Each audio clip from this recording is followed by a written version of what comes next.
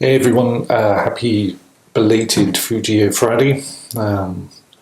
It's Saturday the 3rd, and I did spend an hour recording this whole tutorial yesterday, but the sound completely messed up, and I couldn't recover it, and so I'm going to redo it today. But that's okay. So, firstly, this update this week is sort of responding to some great user feedback that we've had, and in the Fugio users group, I've been installing a exhibition of women artists working with digital for the Brighton Digital Festival. Called Technology is Not Neutral. So I haven't had a great deal of time to sort of do new code, but there was some specific requests, so I was very happy to look at those, and also some donations, which meant that I could get this new Raspberry Pi 3. Thank you very much, and I'm working hard on getting Fugio. I'm going to generate an image that you can download, I think, and so you can actually just copy it to the card and run it straight away. But I'm still working on that, so give me another couple of weeks, and we should get there. So what I've got for you today is we're actually going to cover. We've got two new plugins, which is Spout and Syphon.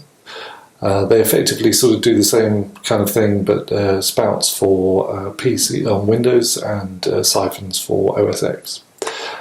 There's also support for live coding, which I've added for OpenGL shaders. And if you're not aware what live coding is, it's instead of writing code and then compiling it or updating it as we were doing in the OpenGL tutorial a couple of weeks ago, it will actually change the code as you write it. So it's so you can change things on the fly, and it's quite a popular way of experimentation and even performance. And it's been going on for quite a while, that people have actually done whole performances, and you can see them coding and hear and see the results. So several people were asking for it for shaders, and now we're going to experiment with that. So let's look at that first, as that's reasonably quick. So if we open up, let's just open up this two triangles example that we were looking at last week, and as we can see, the text editors now have a couple of extra pins, and there's a trigger pin, which I'll show you what that does in a second, and a buffer pin, which is the one that you can switch between live coding and the way that we've been working originally, which is that we make changes, then we click on update to compile the changes. So if I just kind of bring this in so we can see this window. Currently this is our little shader here where we're generating a red colour, and if I wanted to make it purple, I'd set blue to 1, and I click update, and that updates the colour, as we can see there. So, but for live coding, the buffer pin here, we just right click on it or control click on it, and it's currently set to true, so that means that it's buffering the output. It's waiting for you to click update or before it updates the output pin here. If we turn this off, we can either type in false or just 0, which is quicker. It now updates the output pin as you type. So if we wanted to change it to blue, I could just take away the red, and immediately you can see that it's now changed. And as I make adjustments, you can see they're updated. It's actually compiling the code in as you type. And on most graphics cards now, I mean, it should be fast enough that you shouldn't notice any problems with that.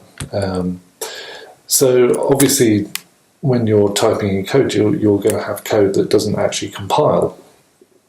If we wanted to, say we just took out this number, so now this code has got a syntax error, and you see you get the color coding here that's saying there's a problem, and you've got the error message, and the output is still live. It's using the same shader that we had a second ago, where it'll use the last working shader, so which is the one that sets it to blue. So if I just fix that code, it's now compiled it again and it's working again. So the output will never stop. It will just it'll wait for you to fix the bugs, so that's enough to do live coding, and it was relatively simple to put in there. So I'm going to experiment with this trigger pin, because I was thinking that instead of just having one fragment shader, we could actually line up another one. And so say we had one that did a red colour, and the second one that did a blue colour, which isn't changing the output because we haven't incorporated this yet. And I think if we have there's a node called last updated input, and instead of putting that there, we can route the two fragment shaders into this node, and then the output goes to the shader compiler. It's now gone to blue because this was the one that we last updated. And if we, just for an example, we could use a button node to trigger this pin here. You can see it's now gone red, and a second button that triggers this one. So just by clicking on these buttons, we can now switch between the two shaders. The vertex shader is obviously the same for both of them, and you could add as many as you want. So this could be a good start for sort of if you wanted to create a sort of bank of effects, or for VJ or performance kind of work. Obviously, if you'd need all the same inputs and all the same sort of values and things, but if it might be a good way to start there. So let's look at working with Spout and Syphon now. If you've not come across them before, as I say, they do roughly the same job. They operate with OpenGL, and they allow you to share textures between applications, which is a very powerful kind of functionality, where, because textures can obviously be very high definition, you can work with HD video and send the textures between applications instantaneously. You can have multiple Syphon and Spout streams going on. There's a lot of different applications that use these libraries. This is the main Syphon website, and this is a incomplete list of the applications that can use Syphon. I say it's incomplete because it hasn't got Fugio on it, which I hope they'll add it at some point, although they do currently have the tweet that I sent out the other day. So it's got Quartz Composer, it's got Unity, it's got Max MSP, Mad Mapper. There's loads of different applications, and it means that you can combine Fugio and these applications and modify and transfer real-time HD video between them. On the Spout website, which is this is the Spout website, you'll see it's very, very similar situation, but obviously a different set of application. There's processing and even things like Winamp, and yeah, it's again it's sort of widely sort of adopted. So we're going to I'm going to run you through the sending and receiving of video. Obviously, I'm recording this on a Mac, so I can only really show you Syphon in action, but they generally work the same, apart from one little difference, but I'll run you through that in a second. So back in Fugio, let's look at getting some video in from outside of Fugio. So when you download Syphon, it comes with a couple of simple demo programs, and we're going to use one initially called Simple Server. And what this does is generate this little Syphon logo animation. You can see it sort of ticking away at sort of about 60 frames per second. And every Syphon stream has a name, so this one is called Simple Server. There's nothing to stop you having multiple streams at the same time. They all have to have a unique name. Well, they don't have to have a unique name, but it helps keep track of them. So let's load up another one of the examples we were using from the OpenGL tutorial, which is our lovely kitten, waving kitten example here. Now, if you've watched that tutorial, you remember that these three nodes are the ones that load the kitten image and then transfer it to the graphics card to become a texture. And all we have to do is basically get rid of those three nodes, and you'll see the image disappeared. And we're going to use can't type today. Syphon receiver. So this is receiving a Syphon stream from another program, and we're going to click select, and a list of the Syphon servers will appear, and at the moment we've only got one running, so we're just going to go OK on that, and we're going to take the texture and connect it down here, which is where the kitten texture was attached before. So let's go back to our OpenGL window, and we find that actually it's not working. This is because Syphon it's been around for a little while, and it uses a slightly older texture format than we would generally use now.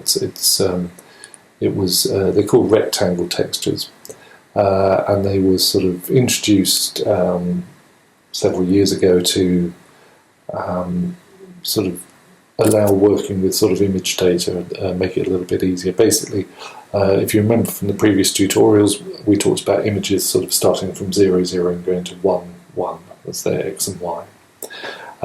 In these 2D rectangle textures, they actually count in pixels. So if you had a 640 by 480 image, you would reference it from 00 to 640 480.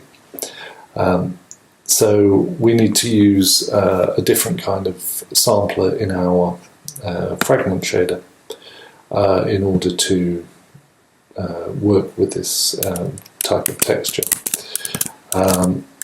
So down here we've got, currently we're reading in the texture using a sampler 2D, and all we have to do is change this to a 2D rect,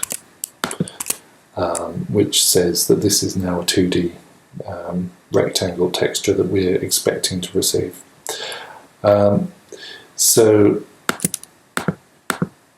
once we've updated that, we get another couple of errors, because when you look up a texture in a rectangle texture, it takes slightly different arguments. So for a start, there's no level of detail, so we can get rid of that.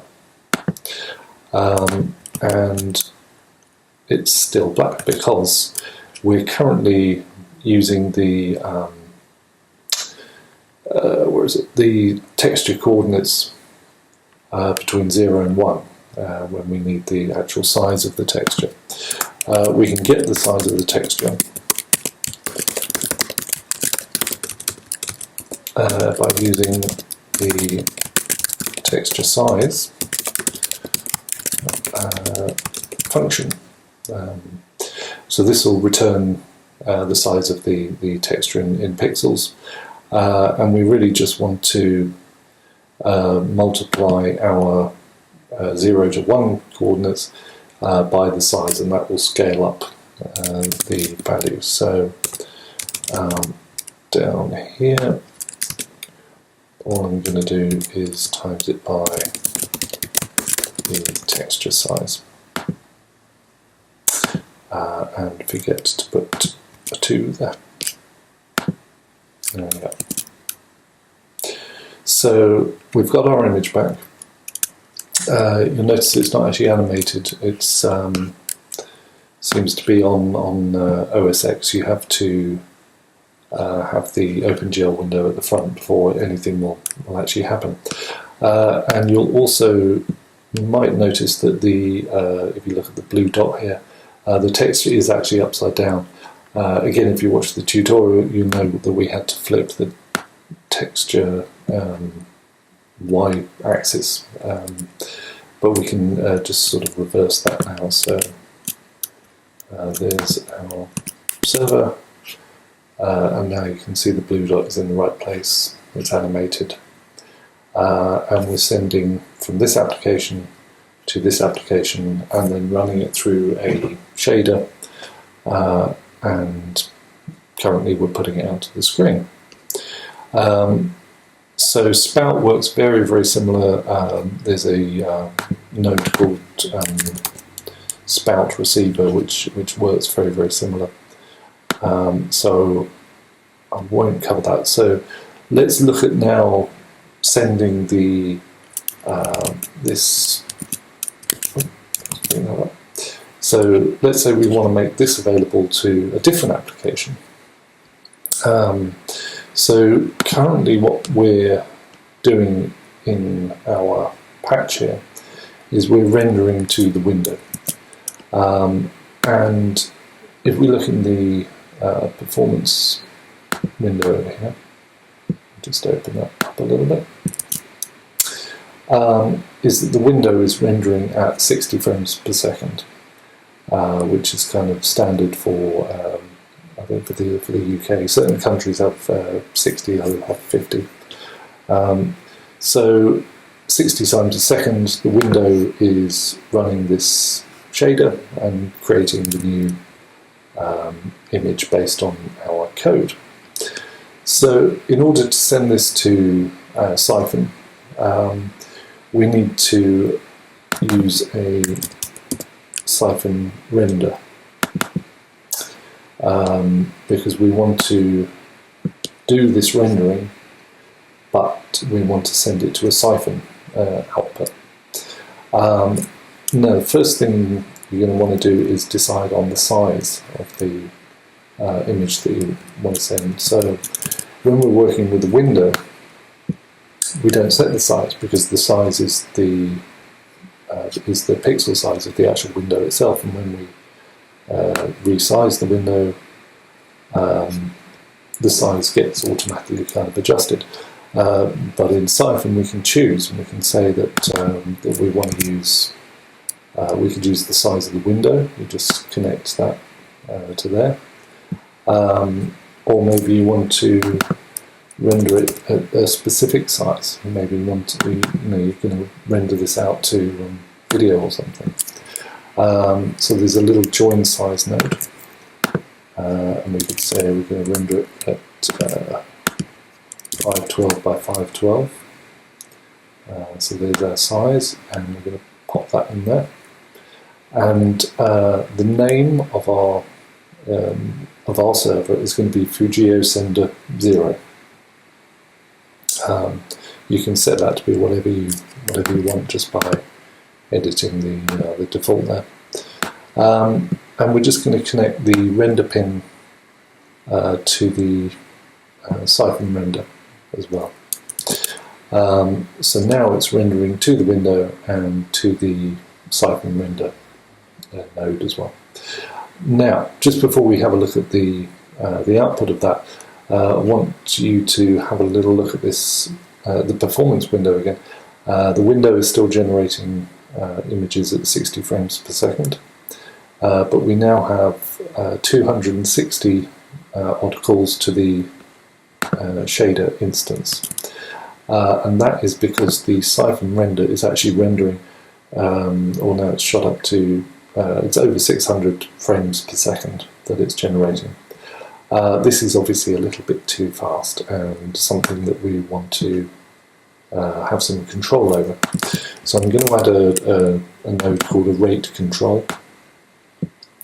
We're going to disconnect that render pin, and I'm going to connect it instead to the input there.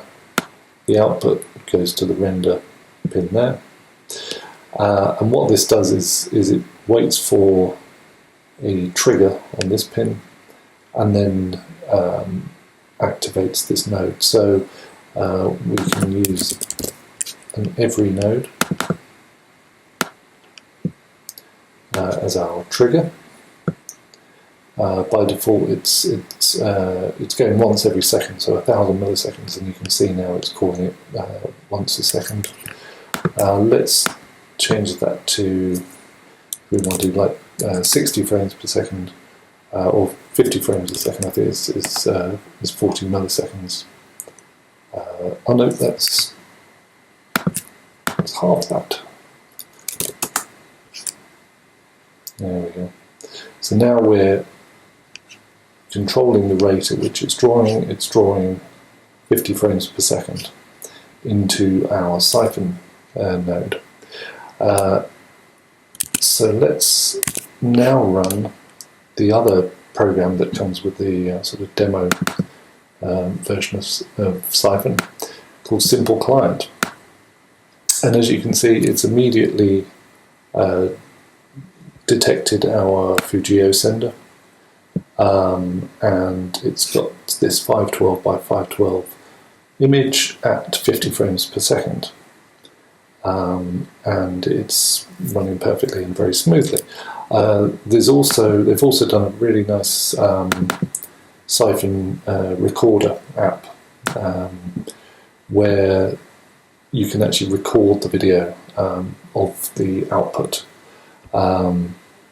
straight to disk, and I was actually using that today for a workshop that I was in. So it's although Fugio will have its own video output stuff internally, and I've been working on that. If you want to record your shader output, you can do it with Syphon,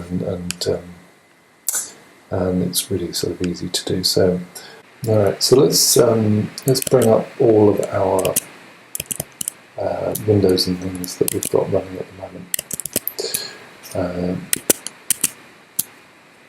So we've got our Syphon simple server, which is here, which is generating these graphics in real time.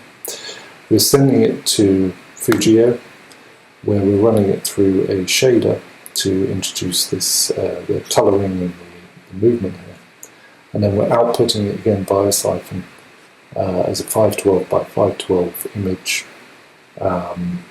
which is then being picked up by the Syphon, the simple client. So you can use Fugio as a sort of intermediate, sort of effects-based thing.